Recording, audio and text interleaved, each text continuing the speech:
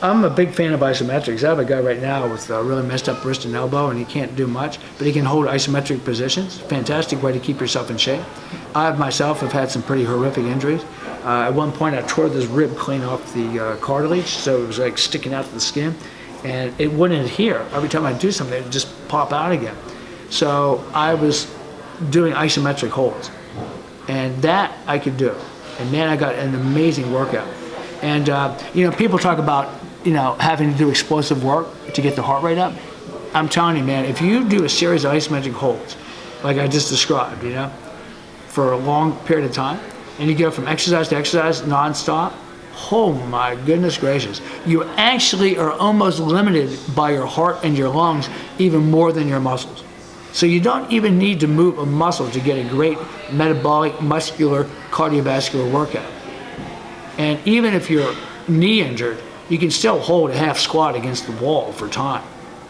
Or you can do, you know, any type of time study. You can even like work your hands together. Just try to do this as hard as you can for 60 to 90 seconds, and your pecs and your shoulders are just like gone, man. So you can keep your strength levels up. As far as getting on the mat when you're injured, it's pretty tough. I know what that's like too. I do a lot of crawling around on the floor, you know, if I'm injured. There's all these mobility drills. You can actually kind of shadow wrestle with yourself. You can like do upa, like bridge and roll out. You can do leg threads, you know, where you bridge and cross one leg under to turn your stomach like you're escaping. You can practice elbow escapes. You can do various crawl patterning on the floor, even in your living room, and just set a timer and just move your body in all these positions. You could go upside down like in a berimbolo and do shoulder rolls, or, you know, and just keep yourself moving nonstop for like 20, 30 minutes. In that way, you won't have to worry about someone hurting you. Just depends on the injury, obviously. Ribs are a bad one. You pretty much can't do anything. Knees, you can do a lot of stuff. Elbows, wrists, you can do a lot of stuff. Shoulders are a tough one. Shoulders, everything you do involves your shoulder. Everything you do involves your rib. But you can always work around it. I've had plenty of injuries in my wrestling and jiu-jitsu career. Never once did I miss a workout because of that.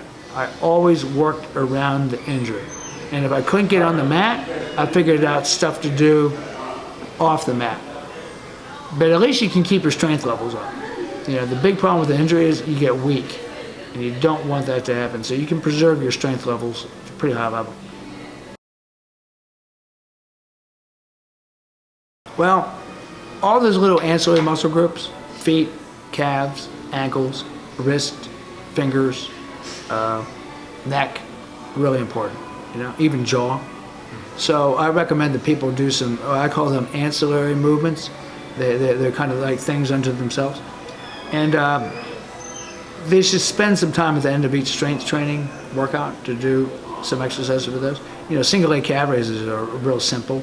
You don't even need equipment. You can just lean out from a wall and stretch the heck out of your calves, and then from that stretched position, slowly rise up in the ball of your foot and really contract those calves. And you can even use self-resistance, kind of push them with your arms while you're doing it, and get an amazing calf, foot, ankle workout. Obviously, you want to keep your feet and your calves very flexible. A lot of people get a little stiff. A lot of guys come in from the office where they're sitting all day, and you know, sitting really makes you tight and stiff. And then they go do a combat martial art like jiu-jitsu, and then they go back to sitting again. Even if they're doing some stretches, it's not enough to compensate for all the many, many, many hours they spend sitting at a desk. So I do recommend some supplementary mobility and stretching programs for guys that are desk-bound guys. You know, especially if you're only getting on the mat like a couple times a week, you definitely need to keep your full range motion in your joints. I find a lot of people can't even squat once they're past 40. They literally can't go into a nice deep squat. And for jiu-jitsu, man, you definitely want to be able to put yourself in all those various positions. There's a saying, right, in jiu-jitsu, learn to put yourself there, because someone's going to put you there whether you want them to or not. It's true, man. And if you can't sit your butt to your heel, now I've actually seen guys, especially older guys, they literally can't sit in their own heels. They're too stiff. Someone's going to put that heel on your butt at some point, when they're either passing your guard or you get thrown and you fall back and twist, the foot of the ankle. But weak calves, feet, and ankles a lot of times lend themselves to knee injuries. And a lot of times if the calves and feet are weak, a lot of times they're also stiff. That means they're being neglected. And sitting makes your ankles really stiff. Just sitting here in this interview, I can feel my ankles kind of. So it's really important to move those ankles and sit on your feet with your toes curled under, sit on your feet with your feet flat, doing some single leg calf raises. Don't work the front of the shins. It's a really important one too, There's various ways you can work the front of the shin. So pay attention to the little muscles also, not just the biggies. Well, for one thing, measure your morning resting heart rate when you first wake up in the morning. There's all sorts of phone apps, that you can buy. And just take your pulse. Usually put your finger on the camera lens. And you need to get a basic idea what your morning resting heart rate is. It's very important to remain calm and not do anything and not think about anything. If you just start thinking about training or thinking about your day's activities or a problem or something, your heart rate will jump and it'll give you a false rating. So you got to keep your mind clear. And so as soon as you just kind of wake up, you just put your finger in the camera lens and you get like an idea of what your average is over time. And then any morning you wake up where your resting pulse rate is more than 5 beats over your average, you probably shouldn't be training that day. It means you're not fully recovered. You need to rest. It's very important. And as far as enhancing recovery, well, sleep is your number one anabolic aid. A lot of guys, Americans in general, are sleep deprived. They're burning the candle both ends. They work an extensive schedule. They put a lot of energy into family matters and so forth. And then they're trying to train jiu-jitsu, and they're shortchanging on the sleep. You gotta get your butt to bed, man. Turn off the TV, turn off the laptop and computer, stop surfing the web or answering emails, and get yourself to bed early. Read a book, nothing too exciting, a dull book, and your eyes will get heavy and you just fall asleep. But getting to bed is the number one. That's really key. And of course, obviously, what you're putting into your body, your food intake and all that kind of stuff. You gotta be, if you're fueling your body with poor quality food and or overeating and so forth, you're really burdening your digestive system, which burdens your whole body systemically and overloads. Your body literally forms toxic substances which can actually make you sick. Fever, colds, flu. I haven't been sick for many decades. So, and I attribute it to the fact that I don't overeat. I'm very careful not to overeat. I mean, every once in a while. But if I do, then I make sure that I don't eat for at least 5 hours. Sometimes I'll even fast the next day. But I rarely have to do that anymore. I don't believe in either. I have a breakfast, and then I'll go train after I digest, and then I'll go home and have a nice meal after I train. The pre and post nutrition is all based on hype by the muscle magazine industry and people that are the purveyors of protein products and all that kind of stuff. And I don't trust any of those so-called studies. Most of that stuff is just all poppycock. A lot of these studies they've never been able to reproduce them. So there's no bona fide evidence to support that you need to eat before you train and you need to eat immediately after training. Have a good breakfast. Just get up, depending on when you train, and eat. And then when you're done training, an hour or so later, eat. Your body will pull, you have a pool of proteins in your bloodstream all the time. You do not need, the time window is a fiction. They just made that up. It's people looking to make a buck off the, and you're talking to a guy that used to spend well over $300 a month in supplements. And you know what? When I tossed all that stuff out and stopped doing it, because I realized I was not only harming my pocketbook and wasting money, but I was probably doing harm to my body, because a lot of these supplements cause all sorts of metabolic imbalances, because man has no clue. They're discovering phytonutrients every day, and everything in nature is already in perfect balance. So when you're when you're taking certain nutrients or certain vitamins, you're being what I call part smart. And you're creating this huge imbalance of the nutrients in your body. Sometimes your body will just excrete everything. So at best, you know, you just have the most expensive urine and the most expensive feces in the world because you're just pissing and shitting all that stuff out. At worst, you may be causing yourself some serious metabolic damage and causing disease. So can the supplements, just have a normal meal. I mean, certainly okay to have a coconut water or something after you train, or a juice, but you know, nothing beats plain old H2O either, man. And you know, you don't need to get really crazy about your, now if you're cutting weight, that's a different story. That's a different story. When you're starving yourself to get the weight off, I have advocated guys do branched chain amino acids, you know, or something like that. Replace a meal with a shake, but that's a meal replacement now. That's a meal. So when you're cutting weight, you got to create that caloric deficit, and you know, those last couple pounds to make weight, that's pretty hard to get off. When you're already lean and you're trying to get the last vestiges of fat off your body, man, that's hard. So yeah, you got to starve yourself, and at that point you might want to supplement a little bit. But that's the only time I can think of, and no one ever said weight cutting, drastic weight cutting is healthy. Well, this idea of frequent meals, you know, I mean, studies show that you can, you know, that you can lose a significant amount of weight with small, frequent meals. I never believed that though, as general health. You're basically in a perpetual state of digestion all the time, man. It's not good. You know, you're just overworking that whole digestive tract. People act like the digestive system is like inexhaustible or something, but it's not true. You know, digestion is a burden on your system. It takes energy to digest food. And when you're eating all the time, you're basically in a perpetual state of digestion. I really like the Gracie diet and the way that they would give themselves somewhere between 4 and 5 hours between meals. And they were very careful about not mixing too many foods in the same meal. It's called food combining. You know, I've read many different food combining systems, but in a nutshell, you don't mix starches and proteins. That means sandwiches are out, unless you're just having a vegetable sandwich.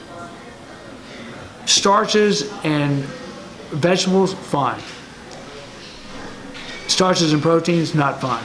So you have let's say a fruit-based meal, which could be a smoothie. You have a starch-based meal, which could be grains or bread or pasta or a sweet potato or a regular potato. That'd be your starch. But you don't mix starches either. Way too easy to overeat starches. And then you have a protein-based meal.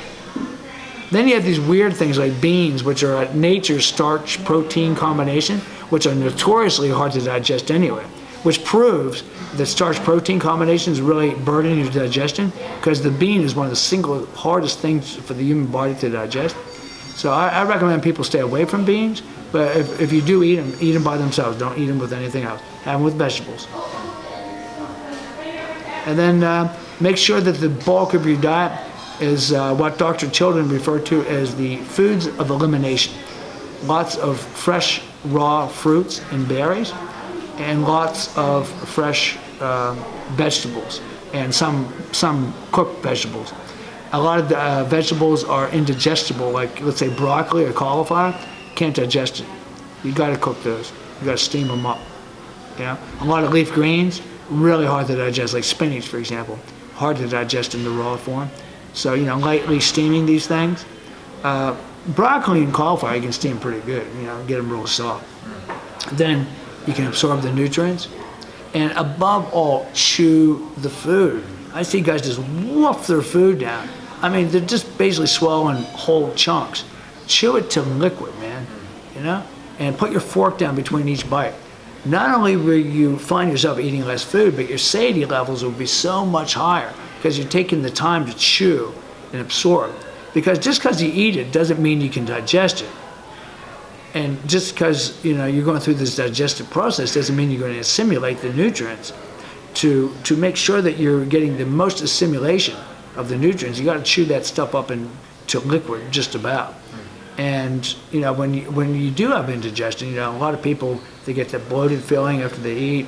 They get gas, foul-smelling stools. That's fermentation or putrefaction going on in the gut. That means that your body's literally making poisonous gases. That stuff gets absorbed into the bloodstream. So farting is no laughing matter. And a lot of guys, they suffer from constipation. That's not good. That feces, it gets reabsorbed through the gut membrane into the blood. So you're basically suffering from autotoxemia. Sometimes just gouging yourself with all this excessive protein. A lot of that protein doesn't even get digested. And partially digested protein molecules pass also through the gut membrane, get into the bloodstream, causes all sorts of inflammatory response, osteoarthritis. So a lot of this inflammation. And of course, what does the doctor do, or what do these guys do? They take anti-inflammatories, or they try to eat anti-inflammatory food. But why don't they look at why they're inflamed in the first place? Usually it's overeating, poor mixing of the food, and not chewing. It's real interesting about breath work. Every baby born breathes diaphragmatically, but somewhere around school age, when we're forced to sit in these chairs, kids don't breathe diaphragmatically. And even worse, they go from nasal breathing to mouth breathing, which is harmful. So they use the upper lobes of the lungs. These are where the emergency panic receptors are. So that you're in a chronic state. When you're breathing with the emergency apparatus of the neck and the clavicles, what you're doing is you're telling your body that you're in an emergency situation. The subconscious mind doesn't know the difference. It just assumes that you're in some type of emergency. So it is secreting stress hormones, and you're in a perpetual state of anxiety, hypervigilance. It can make you grouchy. It can put you in bad moods, a little snappish, easy to offend. People get offended real easy. They're paranoid. It's all this upper chest breathing, man. When you learn to bring the breath down into the lower lobes of the lungs, you remain calm, even in a dire emergency. Teach a lot of soldiers how to breathe like this. Like in Russia, for example, they teach their special ops guys. Even in a firefight with bullets whizzing around, you can keep your wits about you and keep yourself calm, even in life and death situations. And it certainly is a great thing for a fighter to be able to master. Hickson Gracie was a big advocate of proper breath control, and now his son Cron, and they know the importance of this, and they've been doing it for a lifetime. Unfortunately, it's not taught to a lot of the jiu-jitsu guys. There are various forms of yogic breathing exercises and stuff, but the single most important thing is inhale through the nose into the diaphragm. Don't use your ribs, don't use your chest, not at all, or as absolutely little as possible. When you train, no grunting, no noise, nothing. You hear guys, doing this kind of stuff when they're straining. That's a very dysfunctional breathing pattern referred to as Valsalva sink. Creates way too much tension in your body. It's an emergency. You don't want to create emergency. You want to remain calm. So you can stay very calm, clear-minded. When you get really excited, you start to upper chest breathe, you lose your fine motor skills, you can't think clearly, your coordination just goes right out the window. You see guys like sometimes in the UFC, you'll see two master fighters, and they're so amped up for the fight, and they're into the emergency breathing, they just go out winging punches like they never trained, And you see it sometimes, not always. I mean, there are some guys that really have mastered their nerves. But even in tournaments, you see guys out there, they're wrestling like blue belts, and you know that these guys are really good, but they're just like, that's that panic breathing that happens when you're in upper chest. So doing breath training is very important. Just being aware of it is the first step. I recommend guys, it's okay to vent through the mouth, exhale, but sometimes when you're first learning how to control your breath, I recommend holding a mouthful of water while you're training. Then you can't make noise, and you can't go into panic breathing. I mean, it's really hard. You're pretty much forced to do nasal diaphragmatic breathing, and it really calms you down, man. And you find your breathing gets a lot more even.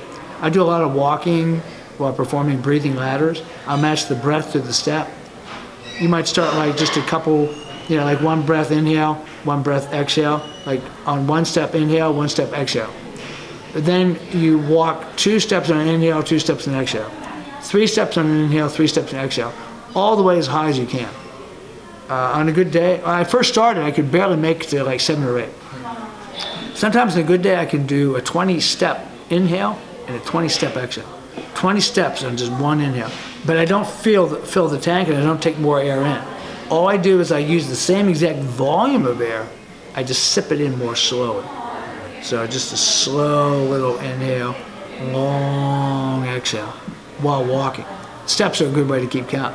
And you can just make your daily activities into breath training, just by being aware of the breath. But yeah, it's very important, because if you are up here, panic, you're not being oxygenated, you're being robbed of the most valuable nutrient, which is O2. And people don't think of oxygen as a nutrient, but it is. My website is maxwellsc.com, like for strength and conditioning, maxwellsc.com.